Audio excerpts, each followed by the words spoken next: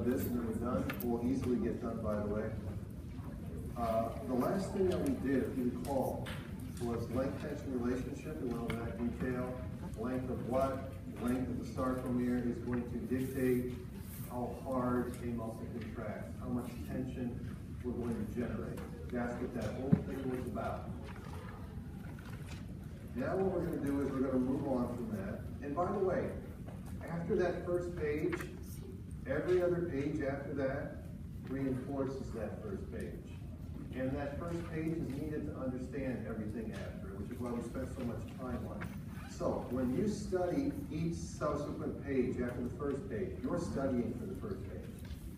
And as you study for the first page, you're studying for every other page after that.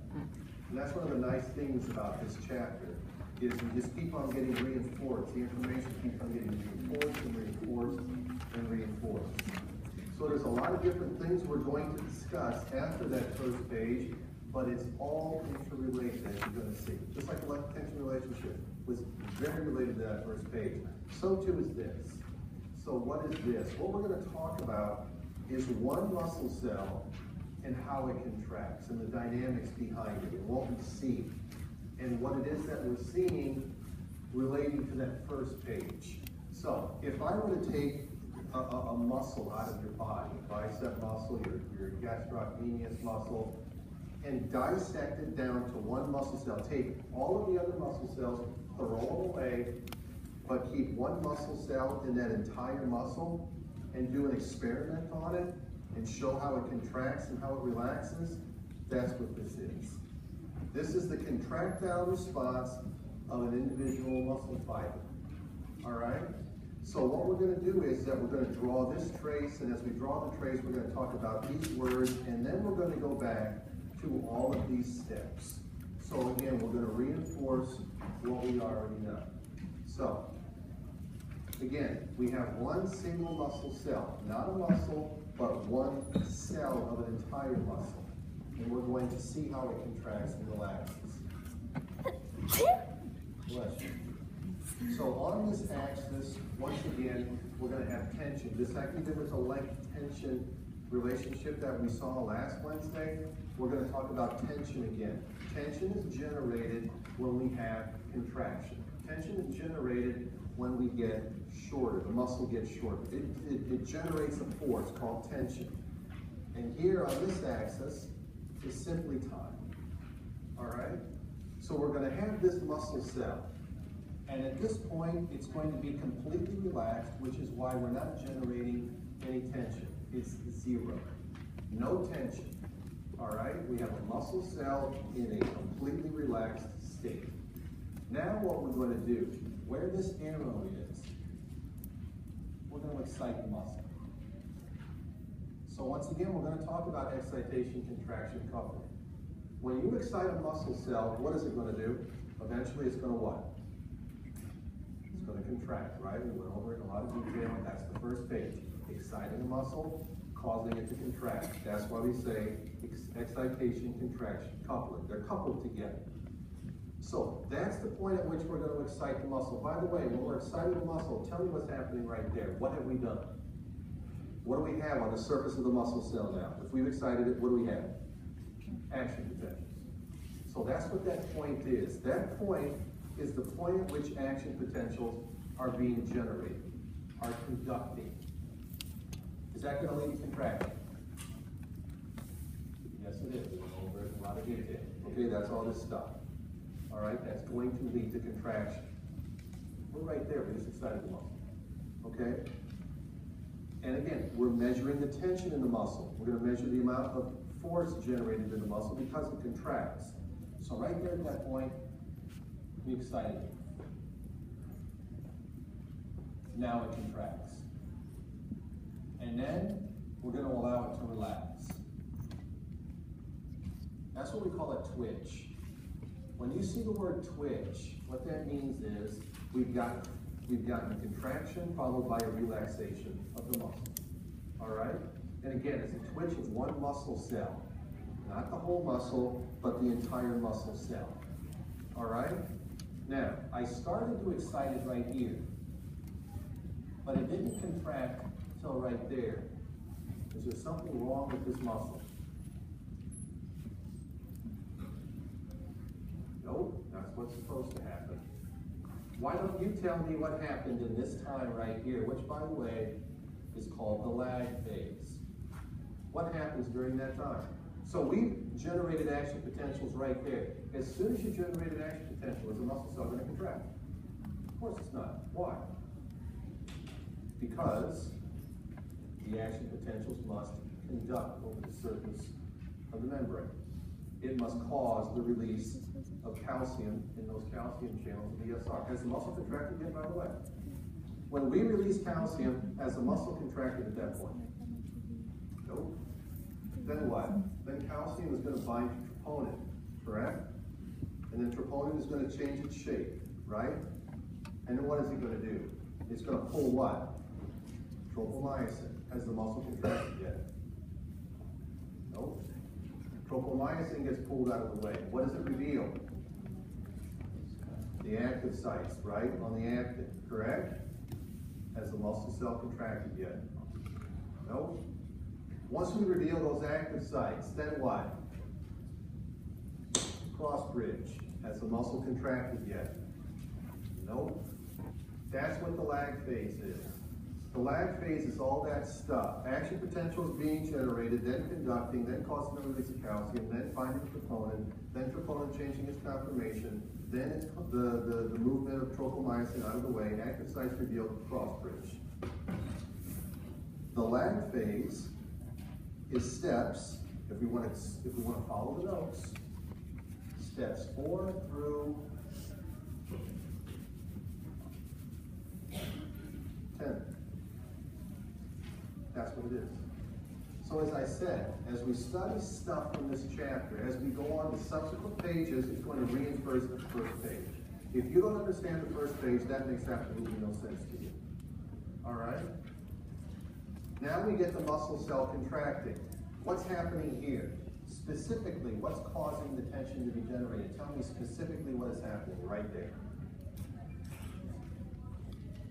We're ratcheting, right? Those heads are ratcheting. Why? Because it released ADP, correct? ADP gets released, the heads ratchet, correct? Cross bridge, that was the phosphate that got released, right? That was, again, step 10.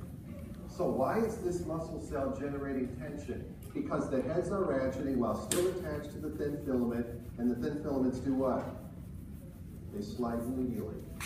The muscle cell gets shorter. That's how we generate tension. That's why we see tension going up, because tension is being generated. So this is what we call the contraction phase. This is contraction. And if we look at the notes, 11, 12, myosin heads ratchet, thin filaments slide medially. In your notes, and I wrote down exactly what we had in the notes from last Wednesday, 11 and 12 is what's happening during the contraction phase. All right? Now, this, when the tension's going down, is called relaxation. How do we get relaxation? The thin filaments, which are here, simply slide back laterally. The tension starts to diminish. Why? Because the muscle is now starting to lengthen back to where it was. That's what relaxation is.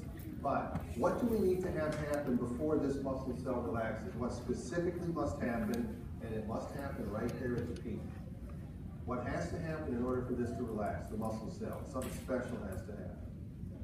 Something needs to bind to the head. What is it? ATP. So at the peak, ATP binds to myosin heads. That allows the heads to let go. So when those heads let go, the thin filaments will simply slide back to where they're supposed to be. All right? So ATP binds to myosin heads. What number is that? 13. Thin filaments sliding back to where they were initially. All right? That's 14. And actually, let's call the peak 13 and 14. 15 is relaxation. All right? So ATP binds to myosin heads. 13, 14, this is 15, contraction is 11, and 12. Again, the way that we did it, all right? So again, understand the first page, you understand this, okay? Are we good? This is what we call, again, a twitch, all right, of a single muscle cell. Not a whole muscle. We're going to talk about whole muscle today, but we haven't gotten to it yet. Single muscle fiber or cell. I couldn't call muscle cells muscle fibers. It's the same thing. And a twitch. All right? Are we good, guys? So, what we do, we just do this. We drew those words. Okay? Are we good? One other thing. When this muscle cell relaxes, and this is happening right here, what absolutely must be occurring at that time to calcium? Is calcium still in the sarcoplasm? If calcium was in the sarcoplasm, could this muscle cell relax? No. Why? Because that calcium would still be bound to troponin. Troponin would still have a change in shape. It would still be pulling tropomyosin out of the way. We'd still form cross bridges, and those myosin heads would still be ratchet. If calcium does not get taken out of the sarcoplasm, that muscle cell cannot relax. And tension is going to go up, up, up, up, up, up, up, up, up. So something else that's key about when it comes to relaxation is understanding that this has to be happening. Okay? That's the meanwhile that I have in the notes. Meanwhile, the calcium is being pumped back up into the SR. Why? It's better. Okay? The only time calcium should be out here is if it's told to be released by the opening of these channels. The only time. But if we have a single muscle twitch, every bit of that calcium will be taken back up under normal conditions so that the twitch looks like that. This isn't happening without the calcium pumps. It just isn't. All right? And I'll show you in just a second. All right? Are we good, guys? Now what? Let's talk about this. The all-or-none law of skeletal muscle fiber contraction. What does that mean? It means when a skeletal muscle cell contracts, it either does or it doesn't. When else did we talk about all-or-none? What were we talking about 5 weeks ago? Action potentials, right? Action potentials, when they hit threshold, what? Happen? If we don't hit threshold, they don't happen. We have a similar law here. When a muscle cell is excited, it is going to contract. Why? And it's always going to contract at the same degree, by the way. So we're going to draw something else really quick. When it comes to the tension that's being generated, it's always going to be the same under normal conditions. Meaning what? So again, this is tension, this is time. No tension at this point. We're going to excite right there. There's going to be a lag, then we're going to contract, and then we're going to relax. All right? Now we're going to excite again. There's going to be a lag, we're going to contract, and then we're going to relax. We're going to contract, and then we're going to relax. That tension is always the same. It's always going to be exactly the same. You either open those calcium channels that release calcium from the SR, or you don't. And when you release that calcium, does all of it get released, or does just some of it get released? Remind me. All of it does. So the signal is always going to be the same. When you open those channels, it dumps it all. Okay? If you don't open the channels, nothing is going to get dumped. Nothing is going to get released. So you either release all the calcium or you don't. You either cause tension or you don't. You either contract the muscle or you don't. It's all or none. A skeletal muscle cell doesn't contract just a little bit. It contracts or it doesn't. All right, smooth muscle cells, for example, are different, but we're not talking about those kind of cells, not yet at least. All right, so that's the all or none principle of skeletal muscle cell contraction. All right, so a single muscle cell, when it is stimulated, will always generate the same amount of tension every single time. But